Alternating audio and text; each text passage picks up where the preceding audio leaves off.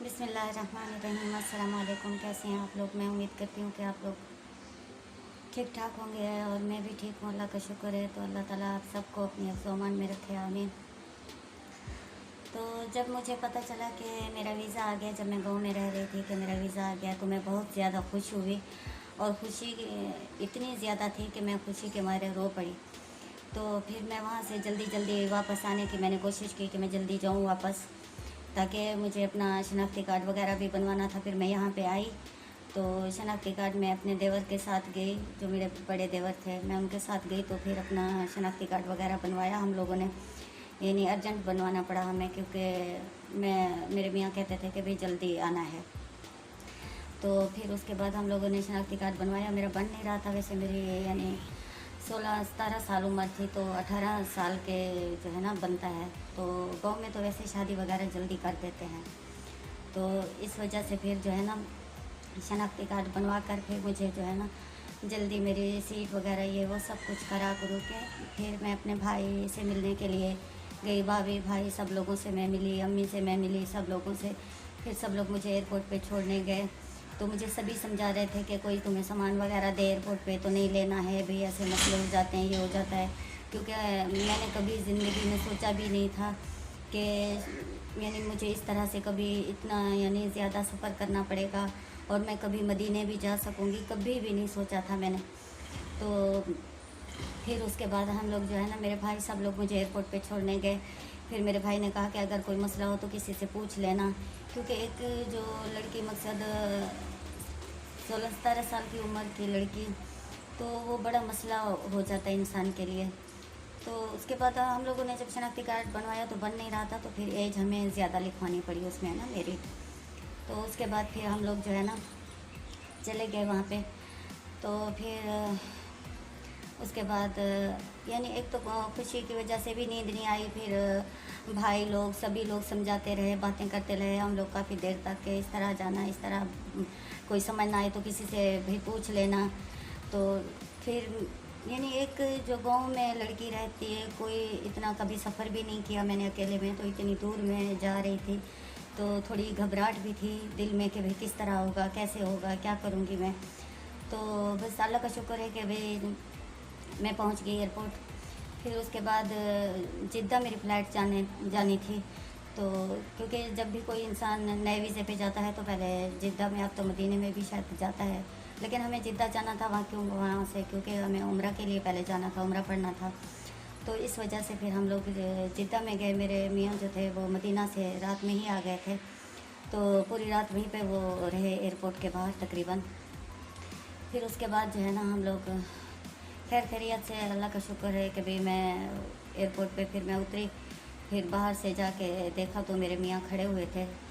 तो फिर उसके बाद हम लोग चले गए मक्का। वहाँ पे हम लोगों ने उम्रा पढ़ा, उम्रा किया। फिर उसके बाद मदीना के लिए हम लोग बैठ गए टैक्सी करके। फिर मदीना में जाके हम लोग उतरे, क्योंकि मेरा मियाँ जो है ना अपनी बहन के साथ रहता था, मेरी नंद के साथ। तो क्योंकि इनके अम्मी अब्बू तो सभी यहाँ पे थे, तो इस वजह से वो अपनी बहन के साथ रहता था। तो फिर हम लोग जो है ना वहीं पे जाके रहे। हमारे पास एक कमरा हम लोगों को दिया हुआ था उन लोगों ने तो हम लोग वहीं पे रहते थे। फिर को तकरीबन 7-8 माह के बाद फिर मेरी बहन भी आ गई। मेरी बहन वही ने मेरी बहन को बुलवा लिया था, क्योंकि हम लोग बहनें भी हैं और जेठानी देवरानी भी हैं। तो फिर मेरी बहन आ गई, तो फिर मैं और मेरी बहन हम लोग साथ में रहते थे वहाँ पे। फिर उसके बाद ऐसे वक्त गुजरता गया। फिर ऑपरेशन के लिए कहा कि भाई ऑपरेशन करवाना है। वहाँ पे मैं जो हॉस्पिटल है मलिक फ़हद हॉस्पिटल, वहाँ पे मैं इलाज अपना कराती थी कि जब तक भी ऑपरेशन नहीं होता। फिर मेरे मियाँ ने कोशिश वगैरह की तो मेरा ऑपरेशन का भी वो हो गया। फिर हमें रियाज़ जाना पड़ा ऑपरेशन के लिए। मेरा वहाँ पे ऑपरेशन हुआ तो मैं तकरीबन 1 हफ़्ता जो है ना मैं वहाँ पे दाखिल रही रियाज़ हॉस्पिटल में। फिर उसके बाद वो कह रहे हैं कि सब डॉक्टर जो हैं छुट्टी पे हैं, कोई है नहीं, तो ये डॉक्टर है तो इसका पहला ऑपरेशन है, अगर आप लोग इजाज़त दो तो ये करें। तो मेरे जो दिल के वाल हैं ना वो केमिकल के हैं, लोहे के जो होते हैं, तो वो उन्होंने 2 डाले थे, एक को साफ़ करके जो है ना वो किया था 4 होते हैं दिल के वाल जो होते हैं। तो फिर उसकी वजह से खैर खैरियत से चलो ऑपरेशन कामयाब रहा। फिर उसके बाद तकरीबन 1 हफ़्ते के बाद फिर हम लोग जो है ना वापस मदीना में आ गए। फिर 1 डेढ़ साल गुज़रने के बाद फिर अल्लाह ताला ने मुझे खुशखबरी दी कि फिर मैं खैर से मेरा बच्चा होने वाला है। तो हम लोग बहुत ज़्यादा खुश हुए, मेरी बहन, मेरा घर वाला बहुत ज़्यादा खुश हुए कि चलो अल्लाह का शुक्र है कि भाई हो गया, चलो अल्हम्दुलिल्लाह। तो फिर उसके बाद मेरे 4 बच्चे हैं, 2 लड़के हैं, बड़ा बेटा है, उसके बाद फिर मेरी बेटी है, फिर उसके बाद एक बेटा हुआ था जो पेट में ही फौत हो गया था, 9 माह का था। तो फिर उसके बाद जो है ना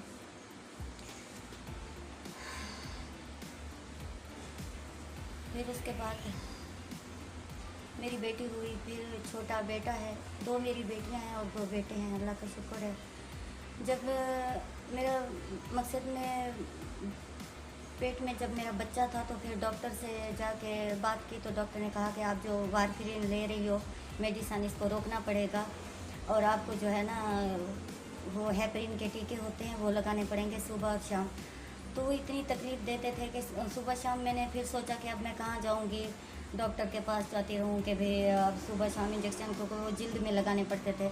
तो रमज़ान शरीफ में भी कभी कभार मैं हरम लेके चली जाती थी, हरम पाक नमाज़ पढ़ने जाते थे, रोज़ा होता था, तरावियाँ कभी पढ़ने जाते थे, तो वहाँ पे रोज़ा इफ्तार करके फिर मैं लगा लेती थी। क्योंकि जब भी बच्चा पेट में होता है तो कहते हैं मेडिसिन नहीं खानी चाहिए, और वैसे जो मेरी वारफरीन मेडिसिन है वो खून पतला करने वाली है, तो वो मुझे रोकनी पड़ती थी, उस वजह से मैं नहीं खा पा सकती थी। पूरे तकरीबन 3 माह मैं गोलियां खाती थी, तो 6 माह मुझे इंजेक्शन लगाने पड़ते थे, रात दिन वो इतने गर्म होते थे, मुझे बहुत ज़्यादा तकलीफ़ होती थी। तो हर बच्चे की तरफ ऐसा, हर जैसे मेरे 4 बच्चे हुए तो मेरे मिसकैरेज हो गए, एक मेरा बच्चा फौत हो गया था। तो फिर जो है ना काफ़ी मुश्किलात भी आई, दुख भी ज़ाहिर है हर इंसान को होता है कि जब औलाद पैदा होने वाली हो तो ऐसी खबर मिले कि भाई बच्चा आपका नहीं रहा अभी, तो बहुत ज़्यादा दुख हुआ इस बात का हमें। बस जो नसीब में होता है, फिर भी अल्लाह का शुक्र है कि अल्लाह ताला ने मुझे दी है, अल्हम्दुलिल्लाह। तो उसके बाद फिर हम लोग जो है ना मेरे अभी बड़े बेटे की जो है, हाँ, बेटा मेरा, और उसके बाद बड़ी बेटी, फिर बेटी है, फिर छोटा बेटा है, अल्लाह का शुक्र है।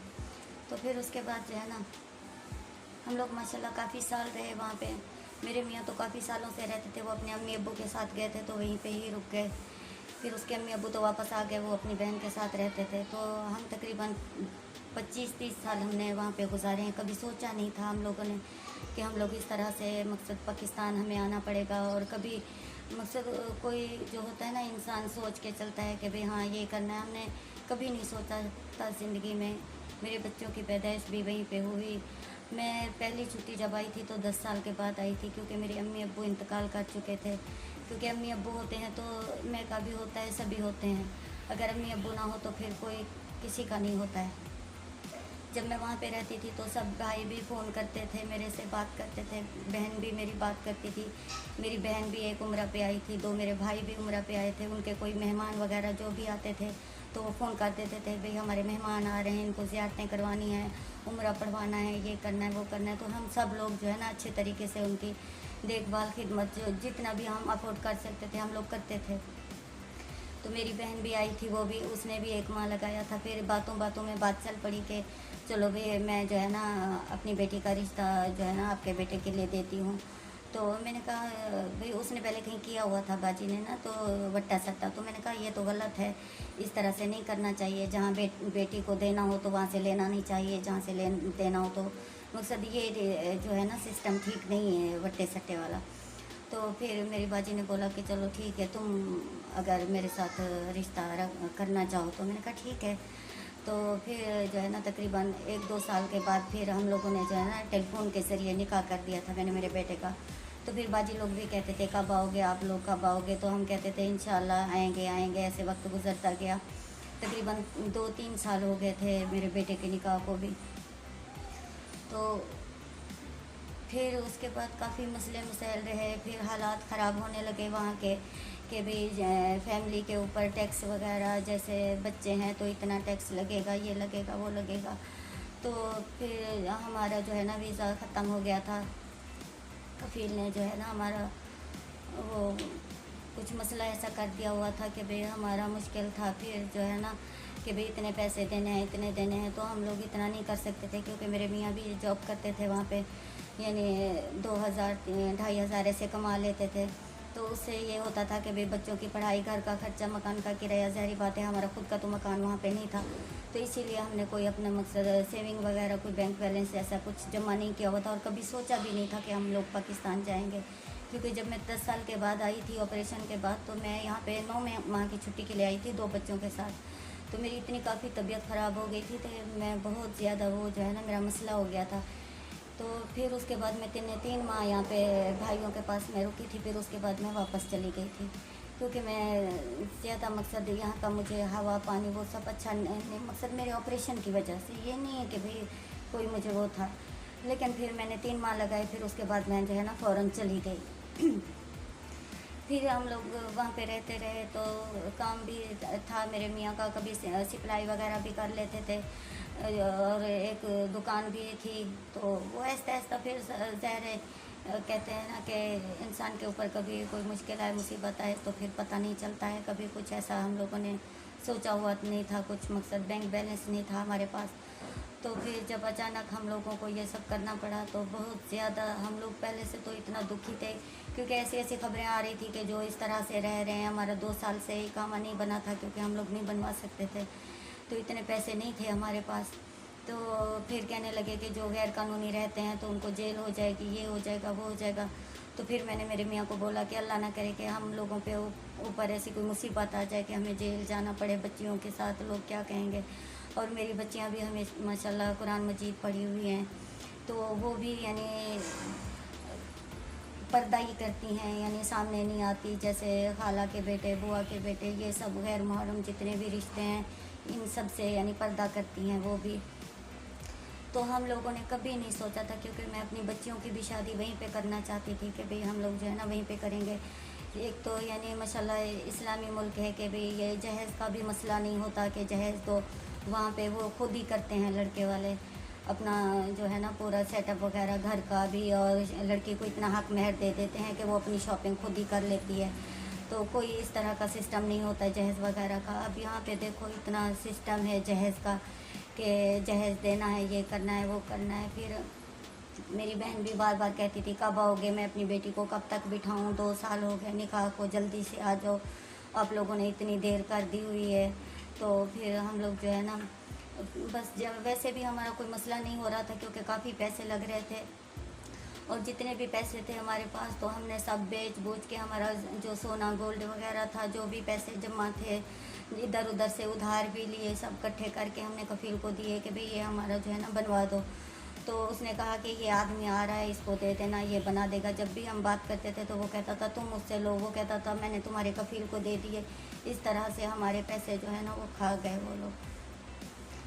तो हम 2-3 साल काफ़ी तकलीफ़ में वहाँ पे मदीना में रहे, क्योंकि मेरे मियाँ जैसे हमारा इकामा ख़त्म हो गया तो वो काम नहीं कर सकते थे। मकसद बहुत ज़्यादा हमने यानी मुश्किल में वक्त गुजारा के हमने इतने सारे पैसे भी दे दिए, अपना सब कुछ बेच भी दिया, तो अब हम लोग क्या करेंगे, किस तरह से जाएंगे। फिर हमने जैसे कैसे करके टिकटों के पैसे अरेंज किए। फिर उसके बाद हम बिल्कुल नहीं आना चाहते थे, बिल्कुल, क्योंकि यहाँ पे आने के बाद मैं बहुत ज़्यादा बीमार हो गई, और इतनी मुझे तकलीफ़ हुई, और अभी भी मैं बीमार हूँ कि अभी तक मैं ठीक नहीं हो सकी। तो हम लोग आना नहीं चाहते थे, बस वो कहते हैं ना नसीब की बात है, तो कोई क्या कर सकता है। आप लोगों ने भी दुआ करनी है, अल्लाह ताला आसानी करेगा, और अल्लाह ताला हमें फिर मदीना शरीफ ले जाए।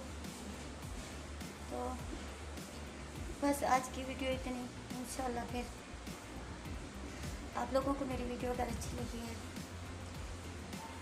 तो आपने मेरे चैनल को सब्सक्राइब करना है, और मेरी वीडियो को लाइक और शेयर करना है, और मुझे दुआ में याद रखना है।